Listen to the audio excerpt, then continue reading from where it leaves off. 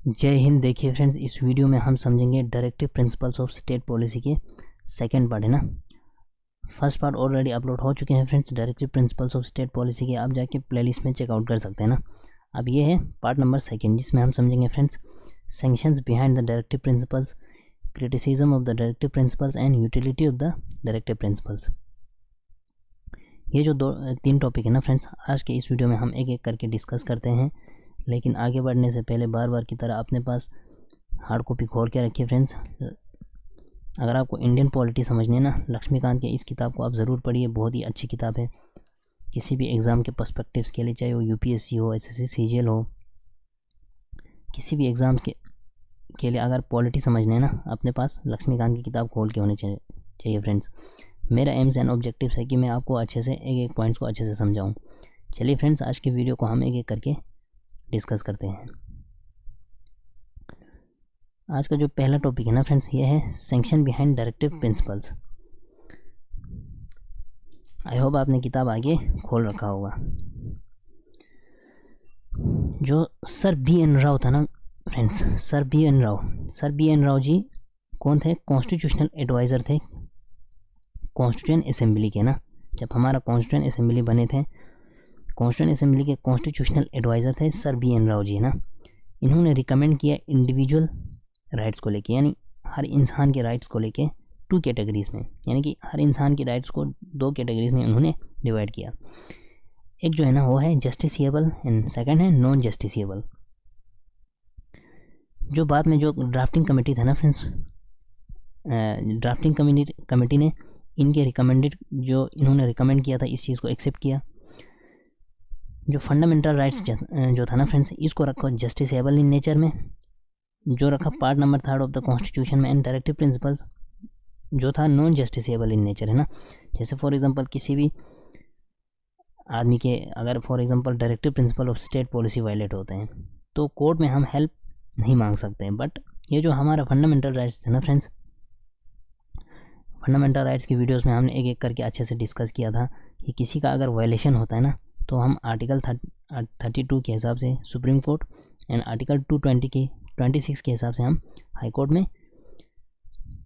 मतलब किसी के फंडामेंटल राइट्स को हम रेस्टोर कर सकते हैं ना। तो ये चीज़ जो मैंने ऑलरेडी आपके साथ डिस्कस किया था, जो पार्ट नंबर 4 में आते हुए हैं directive principles of state policy. यानी बी एन राव जी के कॉन्स्टिट्यूशनल एडवाइज़र थे कॉन्स्टिट्यूशन असेंबली के। इन्होंने इंडिविजुअल राइट्स को टू कैटेगरीज में डिवाइड किया। The first one is justiciable in nature, जो हमारे फंडामेंटल राइट्स में ऑलरेडी पार्ट नंबर 3 में डिस्कस किया था फ्रेंड्स। और हमारे directive principles part number 4 of the constitution, जो नॉन जस्टिसिएबल इन नेचर है ना। अब ये जो डायरेक्टिव प्रिंसिपल्स है ना फ्रेंड्स, ये क्या है? हमारा नॉन जस्टिसिएबल, यानी कि कॉन्स्टिट्यूशन जो आर्टिकल नंबर 37 जो है ना फ्रेंड्स, ये क्लियर करते हैं हमें क्या, कि कुछ प्रिंसिपल्स को है ना सरकार, जब हमारे सरकार जो है ना फ्रेंड्स, जब कोई नियम कानून बनाते हैं, अब वो जो नियम कानून सरकार बना रहे हैं ना कुछ प्रिंसिपल्स के ऊपर, उसके पीछे कुछ डायरेक्शंस रखे हैं ना। अब ये क्या बनता है, हमारे स्टेट का ड्यूटी बनता है कि कोई भी नियम कानून बनते हैं ना, वो कुछ प्रिंसिपल्स के ऊपर बेस्ड हो है ना। इसी को कहते हैं हम डायरेक्टिव प्रिंसिपल्स। अब ये जो हमारा डायरेक्टिव प्रिंसिपल्स है ना फ्रेंड्स, ये क्या इम्पोज करते हैं हमारे सरकार को? Moral obligation for their application, but the real force behind them is political, यानी पब्लिक ओपिनियन। जो रियल फोर्स जो है ना फ्रेंड्स, की लोगों के लिए, मतलब जो नियम कानून बनते हैं वो तो लोगों के लिए बनते हैं ना, लोगों की अच्छाई के लिए। अगर जो कोई भी सरकार का क्या ड्यूटी है? नियम कानून बनाना, बट वो नियम कानून किसके होना चाहिए? पब्लिक ओपिनियन है ना। इसी को लेके हमारे अलादी कृष्णा स्वामी अय्यर जी है ना, कॉन्स्टिट्यूएंट असेंबली के मेंबर थे। उन्होंने क्या कहा? Non ministry responsible to the people can afford lightheartedly to ignore the provision in part 4 of the constitution. यानी कि कोई भी मिनिस्ट्री जो है ना वो इग्नोर नहीं कर सकते हैं किसी भी नियम कानून को बनाना, किस प्रोविज़न के, जो पार्ट नंबर 4 के अंदर जो भी प्रोविज़न है ना, उसको लेके कोई भी मिनिस्ट्री जो है ना इग्नोर नहीं कर सकते। जब कोई मिनिस्ट्री नियम कानून बनाते हैं ना, लोगों के ओपिनियन को इग्नोर नहीं कर सकते। ये कहना है कि इनका अलादी कृष्णा स्वामी अय्यर जी का है ना। बोलने का क्या मतलब है कि सरकार को क्या करना है, लोगों के पब्लिक ओपिनियन को हमेशा दिमाग में रखना है ना। इसी को लेके हमारा बाबा साहब अम्बेडकर जी जो ना कॉन्स्टिट्यूशन असेंबली में क्या कहते हैं कि डायरेक्टिव प्रिंसिपल्स को जब नियम कानून बनाते हैं ना कोई भी सरकार, जब किसी पॉलिसी को शेपिंग करते हैं, तब लोगों को इग्नोर नहीं कर सकते हैं। ये है बाबा साहब अम्बेडकर जी का कहना है ना। अगर किसी सरकार ने लोगों को इग्नोर किया ना तो इलेक्शंस के टाइम क्या होते हैं, हम सरकार को बदल देते हैं ना, तो इस चीज़ में लोग फिर जवाब दे देते हैं किसी भी सरकार को जब नियम कानून को लेके। बोलने का क्या मतलब है ना फ्रेंड्स, कृष्णा स्वामी अय्यर जी और डॉक्टर भीमराव अम्बेडकर जी का कहना क्या है, डायरेक्टिव प्रिंसिपल्स कोई भी सरकार जो है ना इग्नोर नहीं कर सकते हैं लोगों के पब्लिक ओपिनियन को। क्यों, मतलब बोलने का क्या मतलब है, ये स्टेट का रिस्पॉन्सिबिलिटी बनता है ना। स्टेट इस चीज़ को हमेशा दिमाग में रखना है कि जो भी नियम कानून बनाते हैं वो किसके लिए बनाना है, लोगों को, यानी लोगों के नीड्स को दिमाग में रखते हुए। तो ये है फ्रेंड्स आपके सैंक्शन बिहाइंड डायरेक्टिव प्रिंसिपल्स, कैसे सैंक्शंस हुआ जो हमारा डायरेक्टिव प्रिंसिपल्स है। अब जो फ्रेमर्स ऑफ द कॉन्स्टिट्यूशन है जो है ना फ्रेंड्स, हमारे फाउंडिंग फादर्स, डायरेक्टिव प्रिंसिपल्स को non justiciable and legally non enforceable क्यों बनाया, बिकॉज जब हमारा संविधान बन रहा था ना फ्रेंड्स, तब हमारे पास इतने सफिशिएंट अमाउंट ऑफ पैसे ही नहीं थे ना, गरीबी बहुत था, गुर्बत बहुत ही ज़्यादा था ना, देश के अंदर गरीबी बहुत ज़्यादा था। इतना पैसा, मतलब इतना नहीं था कि हम इस चीज़ को डायरेक्टली ये जो हम इसको जस्टिसेबल इन नेचर बनाए। दैट्स वाई इसको बनाया क्या, non justiciable in nature. Second क्या था ना फ्रेंड्स, जो हमारे देश में है ना बैकवर्डनेस बहुत ज़्यादा है, लोगों का सोच जो है ना बैकवर्डनेस बहुत ज़्यादा थे कि हम जाके सीधा है ना डायरेक्टिव प्रिंसिपल्स को क्या बनाए, जस्टिसेबल इन नेचर बनाए। तो ये बैकवर्डनेस अपने आप में एक वजह था फ्रेंड्स कि डायरेक्टिव प्रिंसिपल्स को किस में रखा, non justiciable in nature. Otherwise इसके बाद है ना जो थर्ड पॉइंट है ना फ्रेंड्स, जो न्यूली इंडिपेंडेंट स्टेट्स हैं, जब जो ही देश आज़ाद होना फ्रेंड्स, बहुत सारे न्यूली इंडिपेंडेंट स्टेट्स हैं जो राजा रजवाड़े के अंदर थे, प्रिंसली स्टेट जिसको हम बोलते हैं ना, तो उनको हम झटके में है ना बार्डन नहीं कर सकते थे। दैट्स वाई इसको किस में रखा, नॉन जस्टिसेबल इन नेचर के अंदर। दैट्स वाई हमारे जो कॉन्स्टिट्यूशन मेकर्स हैं ना फ्रेंड्स, इन्होंने एक स्टेप लिया, प्रैग्मेटिक व्यू है ना,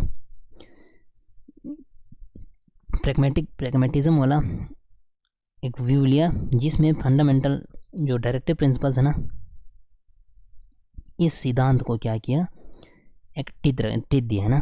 कि बोलने का क्या मतलब है, जो ऊपर के जो तीन जो मेन पॉइंट्स है ना फ्रेंड्स, किस लिए इसको नॉन जस्टिसेबल नेचर बनाया, तब इस चीज़ को रखने के लिए एक हमारे कॉन्स्टिट्यूशन मेकर्स ने प्रैग्मेटिक व्यू को लेके हमारे directive principles of state policy को सैंक्शन किया।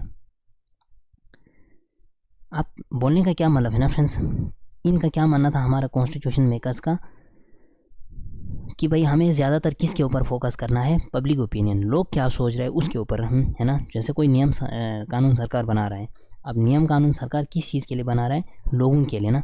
हमेशा लोगों को रख के हर एंगल से है ना लोगों को, जैसे फॉर एग्जांपल आप यूनिफॉर्म सिविल कोड है ना, तो ये चीज़ें हमेशा क्या रखा, वरना उसी टाइम यूनिफॉर्म सिविल कोड है ना फ्रेंड्स लागू कर सकते, मतलब करना चाहेंगे ना, फिर बहुत ज़्यादा देश में, हमारे देश में बहुत ज़्यादा डाइवर्सिटी है।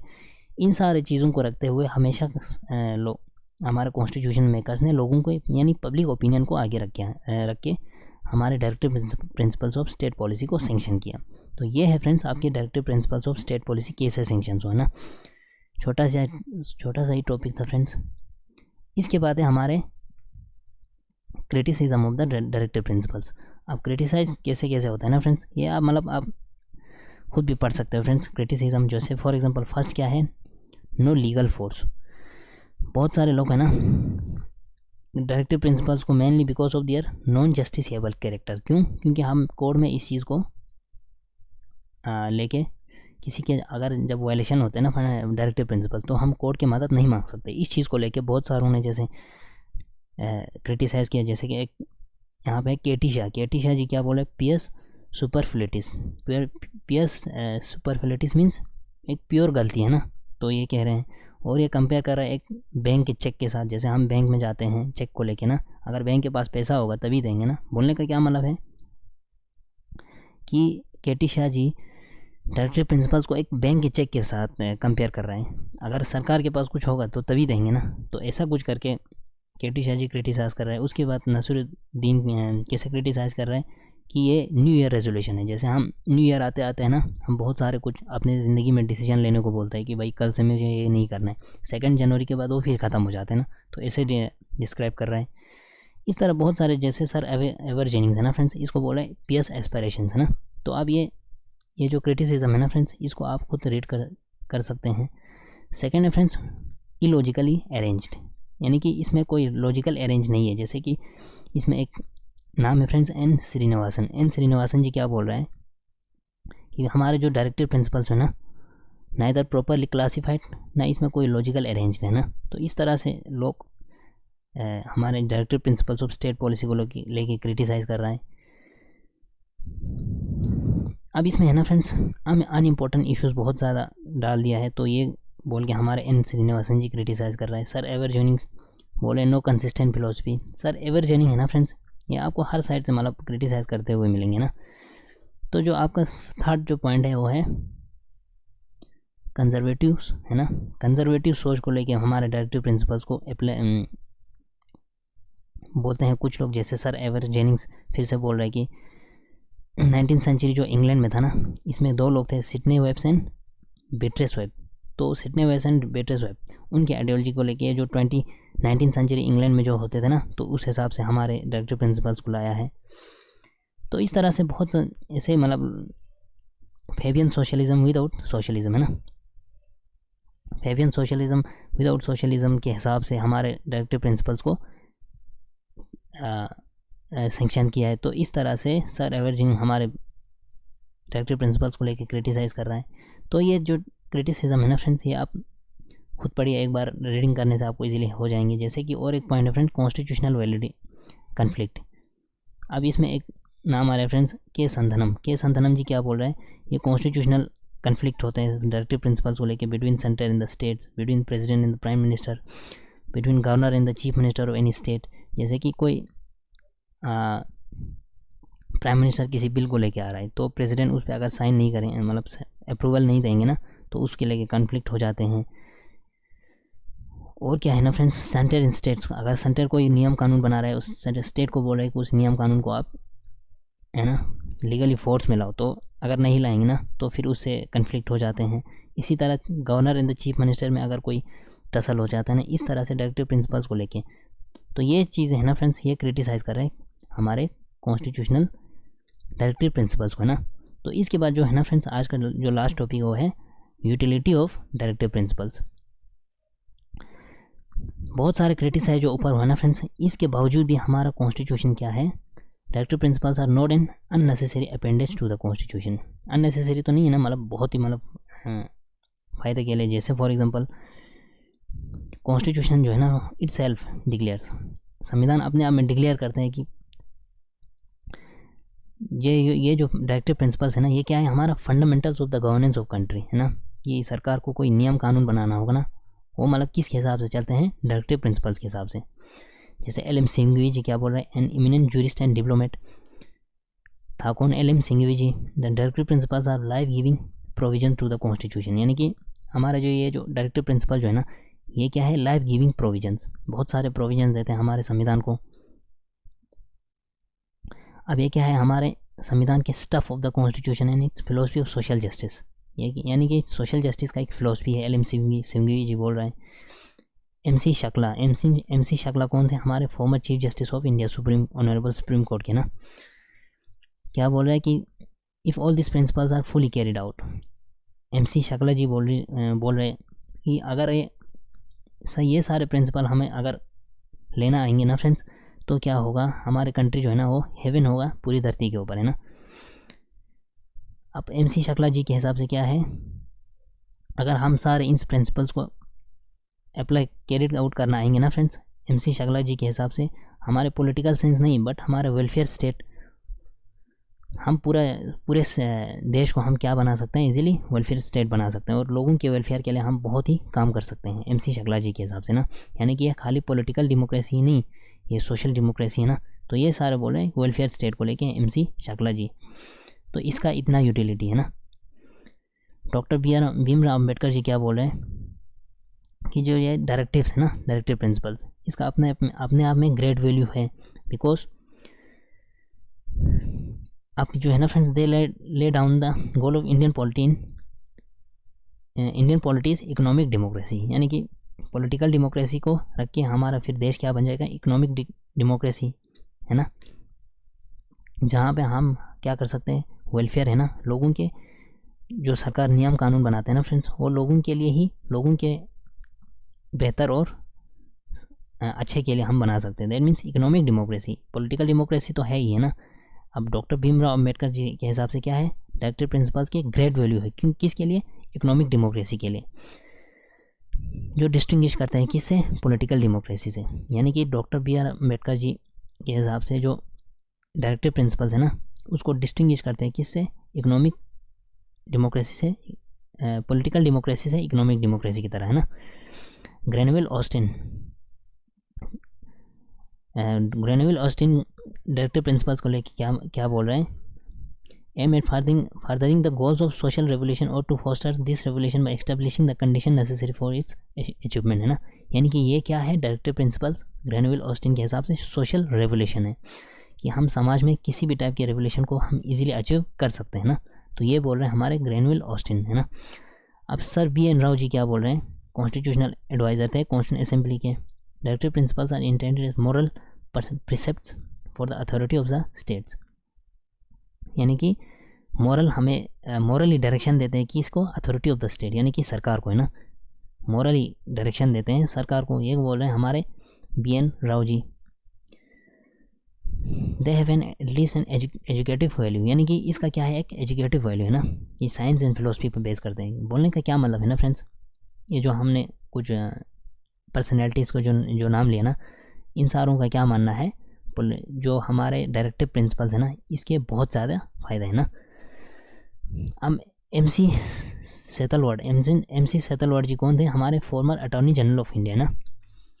बोल रहे हैं हमारे डायरेक्टिव प्रिंसिपल्स को लेके कि ये अगर लीगल राइट्स तो नहीं है, ये लीगल रेमेडीज़ भी हम नहीं कर सकते ना, क्योंकि ये नॉन जस्टिसेबल है, फिर भी इसके बहुत ज़्यादा ज़रूरी है। क्यों, इनके हिसाब से बोल रहा है कि इंस्ट्रूमेंट ऑफ एक्सेशन है, जो हमने गवर्नमेंट ऑफ इंडिया एक्ट 1935 है ना friends, government of India act 1935 में एक चीज़ आता है इंस्ट्रूमेंट ऑफ एक्सेशन, जो मैंने प्रीवियस वीडियो में भी आपके साथ डिस्कस किया था। अब ये क्या करते हैं, सरकार को, हमारे स्टेट को या गवर्नमेंट को क्या करते हैं, रिकमेंड करते हैं किसी भी नियम कानून को बनाने के लिए। दैट्स वाई इसको, ये क्या है, just like instrument of instructions है ना। अब ये क्या देते हैं, new social and economic order which the constitution aim at building. यानी हमारे संविधान का क्या है, एम क्या है, कि सोशल एंड इकोनॉमिक ऑर्डर को लोगों को देना। तो इनका क्या मानना है कि हमारे डायरेक्टिव प्रिंसिपल्स क्या है, एक like an instrument of instruction, जो गवर्नमेंट ऑफ इंडिया एक्ट 1935 में पास हुआ था। सेकेंड, इनके हिसाब से क्या है ना friends, useful beacon lights to the court. यानी कि कोई नियम कानून जब सरकार बनाते हैं ना, अब वो नियम कानून कॉन्स्टिट्यूशनली वैलिड है कि नहीं है, ये क्या है, कोर्ट को क्या देते हैं, beacon lights to the court. यानी कि कोर्ट को एक लाइट देते हैं कि ये कॉन्स्टिट्यूशनली वैलिड है कि नहीं। अगर कोई नियम कानून सरकार लेके आ रहा है, अब वो अगर कोर्ट में पहुंच जाएंगे ना, तो कोर्ट अपने हिसाब से एक जुडिशल, उनके पास क्या है, ये पावर है कि जुडिशल रिव्यू कर सकते हैं कि ये कॉन्स्टिट्यूशनली वैलिड है कि नहीं है। यानी कि उनका क्या मानना है, डायरेक्टिव प्रिंसिपल जो है ना, वो क्या है, हमारे कोर्ट के लिए एक बेकन लाइट्स है ना, ये आप याद रखिए।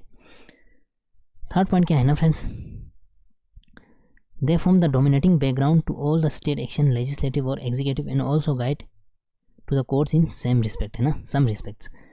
क्या है ना फ्रेंड्स, ऑल स्टेट एक्शन, यानी कि स्टेट जो भी नियम कानून बनाते हैं ना फ्रेंड्स, ये किसके बैकग्राउंड पे है, हमारे डायरेक्टिव प्रिंसिपल्स को लेके है ना। चाहे वो लेजिस्लेटिव एक्शन हो, चाहे वो एग्जीक्यूटिव कोई, मतलब लेजिस्लेटिव एग्जीक्यूटिव को गाइड करते हैं कौन, हमारे डायरेक्टिव प्रिंसिपल्स। और अपने आप में कोड को अपने आप में साथ में लेते हैं ना। जैसे कि फॉर एग्जांपल नियम कानून बन रहा है तो कहाँ पे पहुँच जाएंगे, कोड में पहुँच जाएंगे कि ये कॉन्स्टिट्यूशनली वैलिड है कि नहीं है। तो ये बोल रहे हैं हमारे MC शीतलवाड़ जी है ना। अब इसके बाद इनके हिसाब से क्या है, the amplify the preamble which solemnly resolve to secure, और क्या है, हर सिटीजन्स को यानी कि हर भारतीय नागरिक को जस्टिस देते हैं, लिबर्टी देते हैं, इक्वलिटी एंड फ्रेटर्निटी। इनके हिसाब से क्या है, डायरेक्टिव प्रिंसिपल्स ये सारी चीज़ हमें देते हैं। अब रोल क्या है ना फ्रेंड्स, रोल तो मैंने आपके साथ पहले भी बहुत अच्छे से डिस्कस किया था, फिर भी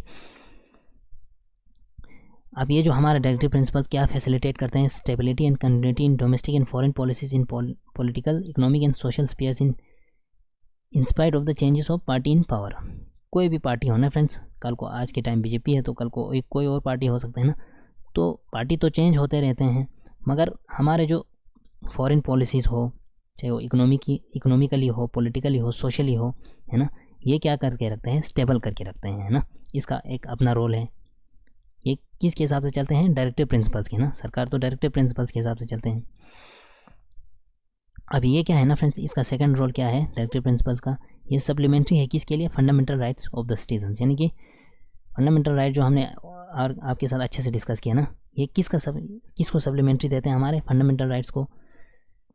जो फंडामेंटल राइट जो पार्ट थर्ड में जो वैक्यूम बचते हैं ना friends, social and economic rights, वो फुलफिल करते हैं कौन, हमारे डायरेक्टिव प्रिंसिपल्स। दैट्स वाई जो हमारे डायरेक्टिव प्रिंसिपल्स है ना फ्रेंड्स, ये जस्ट पार्ट थर्ड खत्म होने के बाद पार्ट फोर्थ में कॉन्स्टिट्यूशन मेकर्स ने पुट किया है ना।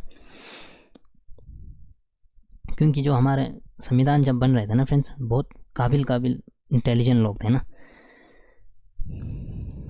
अब इसका थर्ड रोल क्या है ना फ्रेंड्स, इम्प्लीमेंट करते हैं एक फेवरेबल एटमोसफियर को, proper and full enjoyment of the fundamental rights by the citizens, यानी कि हमारे सारे भारत के नागरिक है ना, हर टाइप के राइट्स को क्या करें, लोग इंजॉय कर पाए, है ना। दैट्स वाई इसको एक फेवरेबल एटमोसफियर है ना जो क्रिएट करते हैं कौन, हमारे डायरेक्टिव प्रिंसिपल्स। चाहे वो पॉलिटिकल डेमोक्रेसी हो, without economic democracy is no meaning, है ना। पॉलिटिकल डेमोक्रेसी है तो है ही, इकोनॉमिक डेमोक्रेसी नहीं है ना, तो फिर इसका कोई मतलब नहीं बनता है। दैट्स वाई हमारे कंट्री क्या है, एक वेलफेयर स्टेट की तरह हमें देखने को मिलते हैं, किसके हिसाब से, डायरेक्टिव प्रिंसिपल्स के हिसाब से। यानी कि जब पॉलिटिकल डेमोक्रेसी के साथ साथ इकोनॉमिक डेमोक्रेसी होता है ना फ्रेंड्स, तब सारे लोग क्या कर सकते हैं, हर टाइप के राइट्स को एंजॉय कर पाते हैं ना। तो इसका अपना एक रोल है। फोर्थ क्या है ना फ्रेंड्स, हमारा डायरेक्टिव प्रिंसिपल इनेबल करते हैं अपोजिशन, जो हमारे सरकार के साथ अपोजिशन जो होता है ना फ्रेंड्स, किसके लिए, हमारे सरकार के ऊपर कंट्रोल बना के रखने के लिए ना। जैसे फॉर एग्जांपल नियम कानून सरकार कुछ भी लेके आ रहा है तो उसको अपोज करते हैं हमारे अपोजिशन पार्टी, और रूलिंग पार्टी के ऊपर हम लेके ना उनके ऊपर ब्लेम कर सकते हैं। अगर कोई डायरेक्टिव प्रिंसिपल्स के हिसाब से सरकार कोई नियम कानून बना रहा है ना, तो नियम कानून लोगों के लिए है कि नहीं, वो कौन अपोज करते हैं, हमारे अपोजिशन पार्टी। तो ये हमारे डायरेक्टिव प्रिंसिपल जो है ना फ्रेंड्स, इनेबल करते हैं हमारे किसको, अपोजिशन पार्टीज़ को। इसका अपना एक रोल है। इसके बाद क्या है ना फ्रेंड्स, सर्व करते हैं किसके लिए, crucial test for the performance of government, है ना, कि सरकार अच्छा काम कर रहा है कि नहीं, इस चीज़ को टेस्ट करते हैं बार बार। अब लोग खुद एग्जामाइन कर सकते हैं पॉलिसीज एंड प्रोग्राम्स को, किसके, सरकार के, in light of this constitutional declaration, है ना, किसके हिसाब से, हमारा डायरेक्टिव प्रिंसिपल्स के हिसाब से नियम कानून बन रहे कि नहीं, ये लोग खुद एग्जामाइन कर सकते हैं। क्यों, क्योंकि डायरेक्टिव प्रिंसिपल्स पब्लिक ओपिनियन के ऊपर बेस्ड है। अब ये जो है ना फ्रेंड्स, इसका लास्ट जो पॉइंट है, ये क्या हमें सर्व करते हैं, पॉलिटिकल मैनिफेस्टो। जैसे ruling party respective of its political ideology, उनका कुछ भी होगा ना, रूलिंग पार्टी जो है ना फ्रेंड्स, किसके हिसाब से नियम कानून बनाते हैं, इसी हमारे डायरेक्टिव प्रिंसिपल्स के हिसाब से ना। And intended to be its guide, philosopher and friend of its legislative and executive acts, चाहे वो लेजिस्लेटिव हो चाहे वो एग्जीक्यूटिव हो ना। जो भी नियम कानून सरकार बनाते हैं ना, आइडियोलॉजी उनका कुछ भी हो, मगर प्रिंसिपल्स किसके ऊपर, नियम कानून किसके ऊपर चलते हैं, बनाते हैं हमारे डायरेक्टिव प्रिंसिपल्स के ऊपर। ये है फ्रेंड्स आपके कुछ हमारे directive principles of state policy के यूटिलिटी, है ना। यूटिलिटी क्या क्या था कि कॉन्स्टिट्यूशन अपने आप में ये डिक्लेयर करते हैं कि ये क्या है, हमारे गवर्नेंस ऑफ द कंट्री के फंडामेंटल, है ना। बहुत सारे लोग अपने अपने व्यू पॉइंट देते हैं, वो आप देख सकते हैं। जैसे कि हमारा LM सिंघवी जी हुआ, डॉक्टर भीमराव अम्बेडकर जी हुआ, सर BN राव जी हुआ, MC शीतलवाड़ जी हुआ, MC चाकला जी हुआ है ना, तो अपने अपने व्यू पॉइंट्स देते हैं और क्या क्या रोल है वो हमने अच्छे से डिस्कस किया आपके साथ एक एक करके ना। तो ये जो है ना फ्रेंड्स, ये इस वीडियो को मैं थोड़ा बहुत सारे वीडियोस और भी बनाना होता है फ्रेंड्स, इसके लिए मैं कम ही आज के लिए वीडियो रिकॉर्ड कर रहा हूँ। मिलेंगे नेक्स्ट वीडियो में, तब तक के लिए थैंक यू, जय हिंद।